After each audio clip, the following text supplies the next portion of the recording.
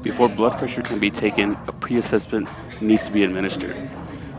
The patient needs to rest for at least 5 minutes if they've been doing physical activity. No caffeine or nicotine at 30 minutes prior to the blood pressure test.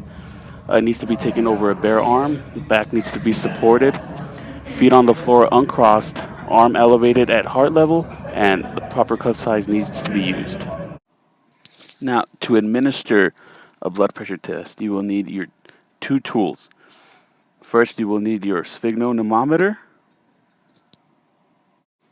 and you will also be needing your stethoscope.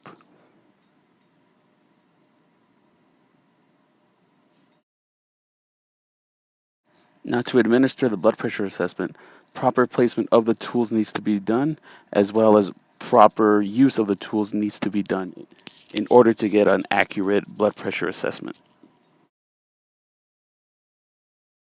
To properly use the tools, you need to align the artery mark with the brachial artery. Stethoscope ear prongs need to face forward.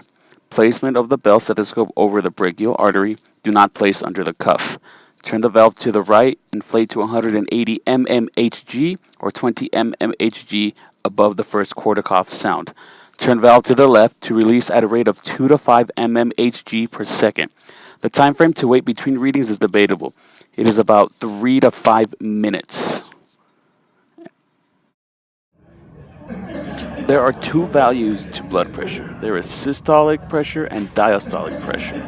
Systolic pressure is the highest pressure during the contraction of the heart, while diastolic pressure is the pressure in the arteries between heartbeats, when the heart muscles are resting and refilling with blood.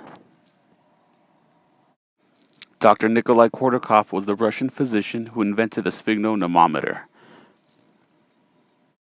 Dr. Nikolai Korsakoff is also credited with inventing the manual way to take someone's blood pressure. Dr. Korsakoff's way of manually taking someone's blood pressure consists of 5 phases.